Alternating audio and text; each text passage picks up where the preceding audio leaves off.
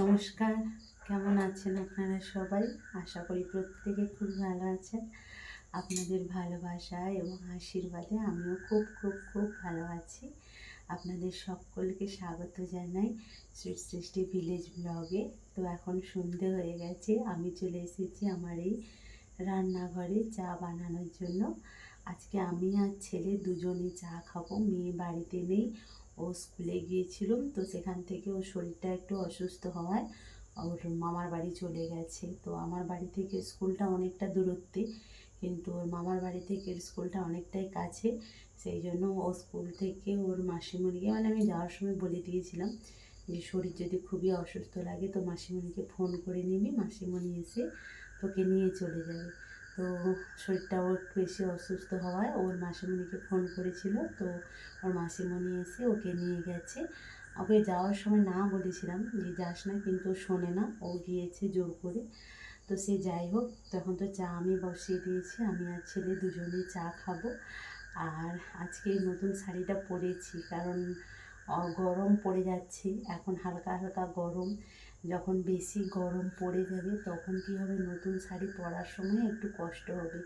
আর আপনারা হয়তো দেখেন সব সময় যে আমি এই বাড়িতে বেশিরভাগ সময় এই প্রিন্টের ছাপা শাড়িগুলোই পরি।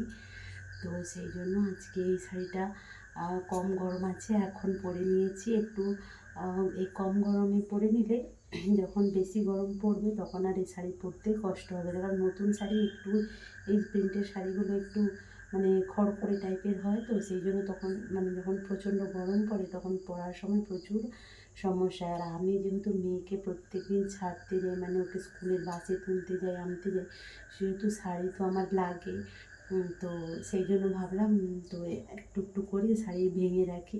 তো আজকে এটা ভেঙেছি। আর আমি দেখতেই পাচ্ছেন যে আমি কখনো এমন পিন আপ করে শাড়ি বাড়িতে পরি না, তো আজকে কী মনে হলো একটু পরলাম। তো কেমন লাগছে অবশ্যই জানাবেন।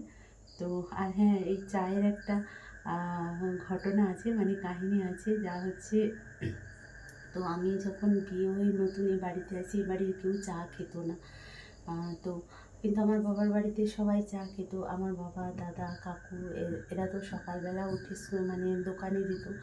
আর ভোরবেলা কী করতো, বাড়ি থেকে তো আর কে না খেয়ে বেরিয়ে যাবে, সেই জন্য এক কাপ চা, এক গ্লাস শরবত, দুটো বিস্কুট এরকম করে খেয়ে তারপরে যেত। আর আমাদের ওই অভ্যেসটা আছে যে চা খাওয়ার অভ্যেস, তো এখানে কেউ খেত না। তো আমি যখন বিয়ে হবার পর এই বাড়িতে আসি, তো তারপর থেকে এ বাড়ির লোকেরা চা খাওয়া অভ্যেস হয়েছে, নাহলে কেউ চা খেত না। তো বাস, আর কি এইটুকুই। তো আমার এই ভিডিওটা যদি আপনাদের ভালো লেগে থাকে অবশ্যই লাইক, কমেন্ট এবং একটা শেয়ার করবেন।